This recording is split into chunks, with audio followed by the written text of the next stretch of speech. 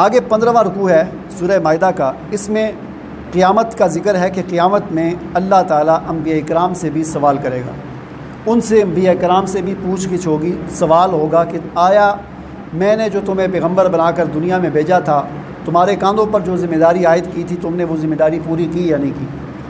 تو انبیاء سے بھی سوال ہوگا، آدم علیہ السلام سے لے کر حضور نبی کریم صلی اللہ علیہ وسلم تک سب سے، اور ظاہر ہے ہر نبی بتائے گا، اور ہر نبی نے اپنی نبوت کا حق ادا کیا ہے، تو ہر نبی اپنی گواہی دے گا کہ میں نے اپنی امت تک اس پیغام کو جو اللہ نے مجھے دیا تھا میں نے پہنچایا ہے۔ یہاں پر ایک اور چیز کا ذکر ہے کہ اللہ تعالیٰ پھر عیسیٰ علیہ السلام سے کہیں گے کہ اے عیسیٰ، اذ قال اللہ یا عیسی ابن مریم، اللہ تعالیٰ عیسیٰ علیہ السلام سے کہیں گے کہ اے عیسیٰ ابن مریم، میرے انعامات کو یاد کرو کہ جو میں نے تیری والدہ پر، تجھ پر کیا اور تیری والدہ پر کیا، جب میں نے تیری تائید کی روح القدس کے ساتھ، تیری مدد کی، تکلم الناس فی المہد وکہلا، تو نے گود میں کلام کیا، اور میں نے تجھے کتاب و حکمت اور تورات اور انجیل کا علم عطا کیا، اور تو مٹی کے پرندے بناتا تھا اور پھر ان میں پھونک مارتا تھا تو وہ زندہ ہو کر اڑ جاتے تھے،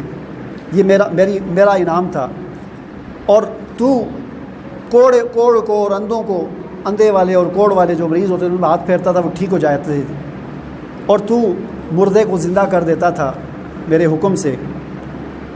اور یہ ساری باتیں اللہ تعالیٰ اپنے انعامات گنائیں گے، اور اس کے بعد پھر آگے یہ بات آ رہی ہے کہ اللہ تعالیٰ پھر عیسیٰ علیہ السلام سے کہیں گے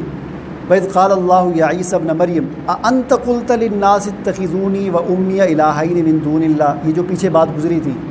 عقیدہ تثلیث کہ عیسیٰ اللہ ہیں، ان کی ماں اللہ ہے، کچھ کہتے ہیں یہ ہے کچھ۔ اللہ تعالیٰ فرمائیں گے کہ اے عیسیٰ،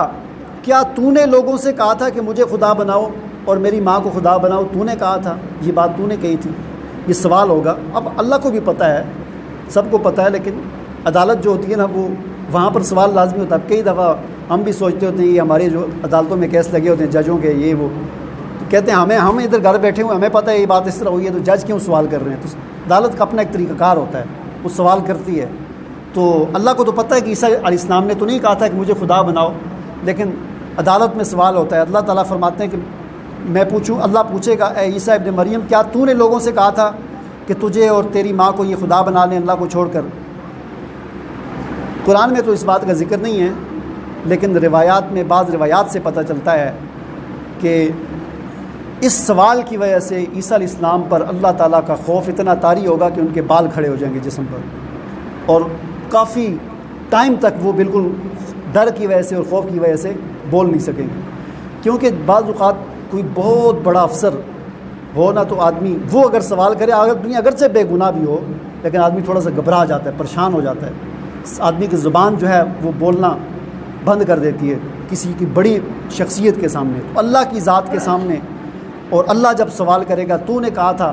عیسیٰ علیہ السلام بہت زیادہ گھبرا جائیں گے، اور پھر کافی ٹائم کے بعد بولیں گے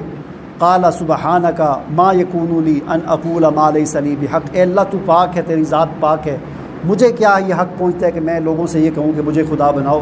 میں نے یہ بات نہیں کہی۔ تو یہ قیامت کے سوال و جواب انبیاء سے ہوں گے، تو ان کا یہ حال تو ہمیں سوچنا چاہیے کہ ہم سے جو سوال و جواب ہوں گے تو ہمارا کیا حال ہوگا۔